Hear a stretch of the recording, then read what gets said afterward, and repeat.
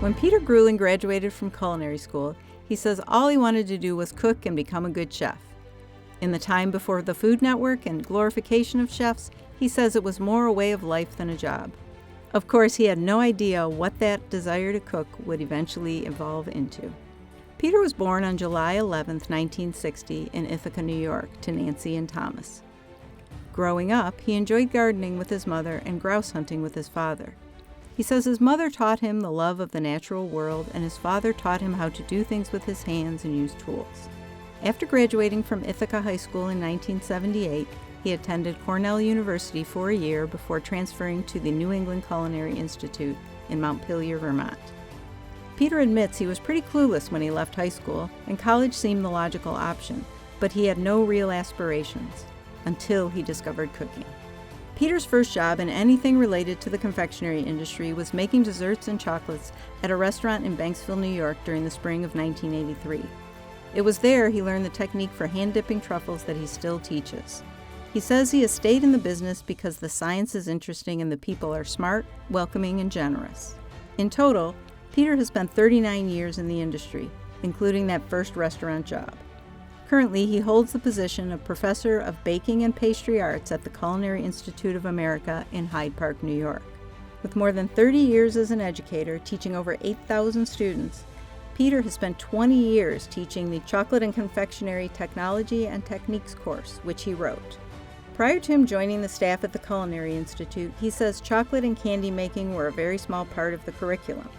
Peter remarks that his biggest challenge today are the changing attitudes and needs of the students. He says students are vastly different than they were just 5 years ago and seem to be an entirely different species than the students he had in his early years of teaching. He believes the students appreciate the enthusiasm he has for candy making, the science involved, and his ability to make complex topics easily understandable. He also likes to see their faces when he pulls out the power tools for a project. Along with teaching, Peter also opened and runs the Apple Pie Cafe, a restaurant at the Institute.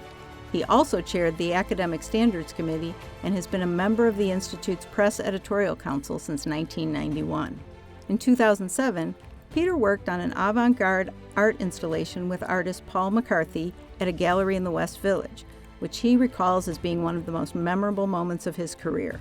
He set up and ran the production line for the artist's Chocolate Santa factory and was an integral part of the exhibit, setting up a factory and producing 1,000 chocolate replicas of iconic McCarthy statues for public viewing. Throughout his career, Peter has continuously educated himself in the art and science of chocolate and candy making, and considers himself fortunate to have been able to study confectionery technology alongside other Candy Hall of Fame members, such as Terry Richardson, Mel Warnicki, and Michelle Frame. He says he feels blessed to be able to pass on some of this knowledge to a new audience and also be recognized as an expert and an industry resource. To Peter, industry involvement means you are offering something worthwhile to others, including contributing to the conversation. He says that if none of us shared, the industry could not move forward. To that end, Peter has done countless presentations, demonstrations, and short courses at PMCA, AACT, and retail confectioners events. He says he would like to be remembered as a lifelong learner and a kind person. Away from the kitchen, Peter enjoys spending time outdoors. He is an avid peak bagger and recently completed the Adirondack 46 and the 5 Vermont peaks over 4,000 feet. In addition, he has completed a round of the Catskill 3500s in each of the 4 seasons every year for the past 3 years. Eventually, he says, he hopes to hike all 111 of the Northeast peaks over 4,000 feet. When he's not hiking and climbing, he can also be found fishing. In the next 5 to 10 years, he would like to buy a piece of land and build a house where he and his partner Mian can live during their retirement. Above all, he wishes to remain involved in his craft long after his retirement. Ladies and gentlemen, please welcome Peter's colleague and friend Talia Hohenthal of Guittard Chocolate and a member of the Candy Hall of Fame class of 2016, as well as his partner Mian Lee, as they help us induct him into the Candy Hall of Fame.